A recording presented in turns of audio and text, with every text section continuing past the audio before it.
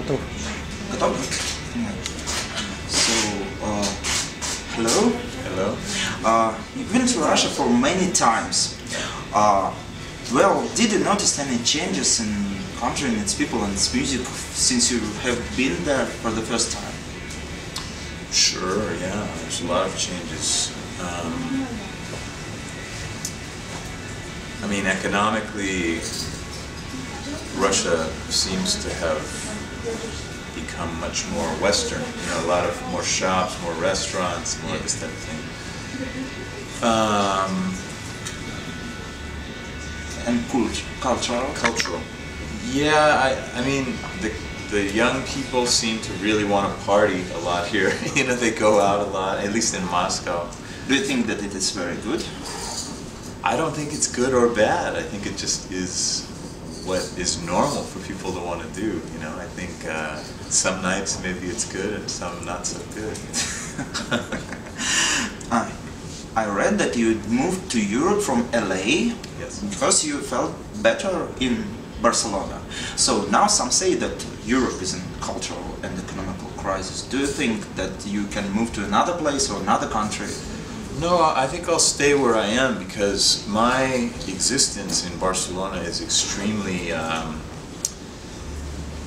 separate from most things. I live in a flat, I go swimming at a pool, I take my kids to a school just down the street, I have a studio 2 blocks away, I have a few close friends, and that's it, you know, so it doesn't affect me very much. These things that you were mentioning, and I still love Barcelona. It feels great. Can you say that what is your favorite place in Russia? Oh. I know that you have been in Russia in many places. Yeah. That's a good question. I really like many places in Russia. I mean, some of them I like just because I have friends there, you know. I do like Vladivostok because it's so strange, and I love the broken down old port feeling about it, you know, and the proximity to Japan and China and Korea. And I have some really good friends there also. Moscow, I don't particularly like it so much as a city because it's so crazy and huge, but I know a lot of great people there. And I mean, St. Petersburg's an amazing city as well. I never get to spend that much time here, unfortunately, because I always seem to be just having played Moscow and on my way somewhere else. But yeah, it's a magical city. You made lots of cover versions of Russian musicians, so what's next? A few I did, yeah.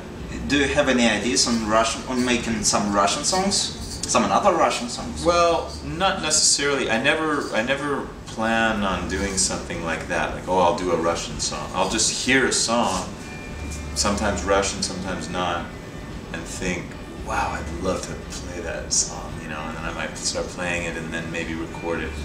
On this new album, there's a couple of covers, a David Bowie cover of Moon Age Daydream and an Arthur Russell cover of Your Motion Says. So I don't know, I was talking the other day to the manager of Moomy-Troll about maybe collaborating on something with them. Collaborating with Moomy-Troll? Maybe. I mean, we were thinking maybe to do a cover song of someone else's work together, or maybe, I don't know their music very well, so I might listen to it and see if there's something they've written that could be interesting to do. But you know, they seem to be a pretty well-respected, cool band. So. And from Vladivostok. And from Vladivostok, my favorite city. Is there any places that inspire you a lot now, except Russia, except maybe Moscow, St. Petersburg, in the world? Oh, absolutely. I mean, I love America. I love going back to America. And this last summer, Kenny, the guitar player, he and I did a long tour, I think 5 weeks, all through America, from the South up the East Coast, through the Midwest to the West Coast. And I find it just tremendously inspiring. You know, it's huge, especially in a car. We did a lot of it by car, and the road trip is like an American tradition. You it's like the whole Route 66 thing. And so I find that really inspiring.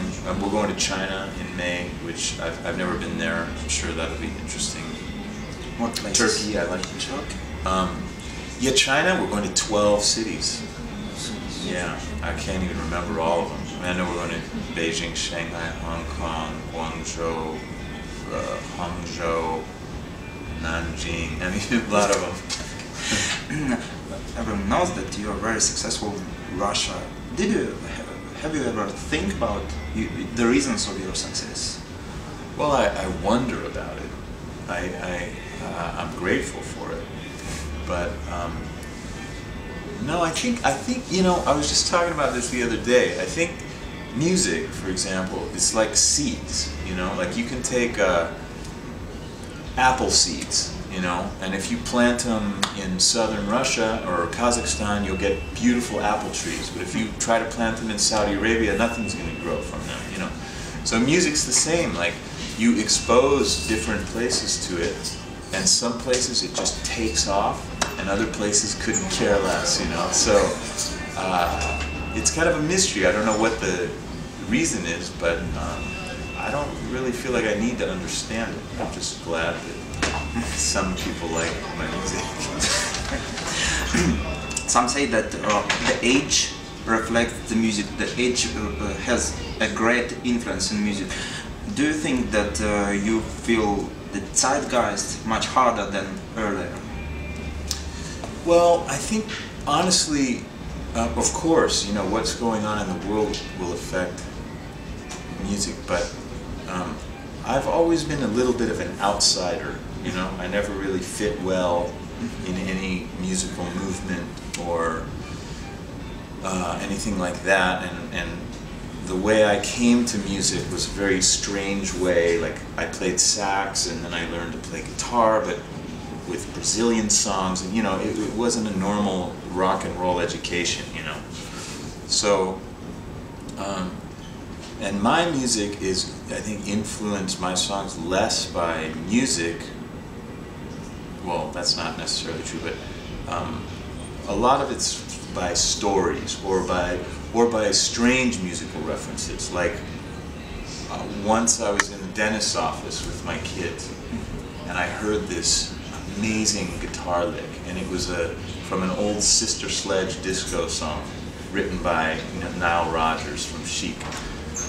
And that gave me an idea for a chord progression, which led to a song that was kind of a ballad that had nothing to do with that, but that's the original kernel of inspiration, And so yeah, I'm not sure if I answered your question. Okay. So do you think that the world gets much crazier than this world goes crazy? I think, it seems that way, but I think that it's always seemed that way. Perhaps. I mean, it's definitely true that there was a time when your life would be very similar to what your grandfather's life had been, and his life would be almost the same as his grandfather's life had been. And now, I mean, your life will be completely different than your little brother who's 6 years younger than you. Things with technology change so quickly. So, of course, it seems that way, but I think that things are just exactly as they're meant to be, and all of these sort of external changes don't really fundamentally change anything. We're just visitors here, and our real home is somewhere else, I think. And the last question, it's traditional for us. Can you give advice for young musicians who start playing now? Well, I don't know I don't really like to give advice. I could share my experience, which is that if you believe it's what you absolutely need to do it. If you don't, if there's anything else you can do that. Because I think that music, I mean, if you want to make it your life, is something that has to be, you must do it, whether you get paid or not. It's just in you. And if it's for other reasons, for money, for girls, for whatever, you're never going to be happy doing it anyway. So you might as well try something else. But if you feel you got to do it, then do it, and don't listen to people when they tell you you shouldn't do it, because the Beatles were turned down by every record company in the United Kingdom, you know, and they did pretty well for themselves. And I think that if you feel you have something to share, something to contribute to the world, that's the most important thing. So thank you. Thank you. I hope you will have a very great Thank you. night. Thanks, I hope so.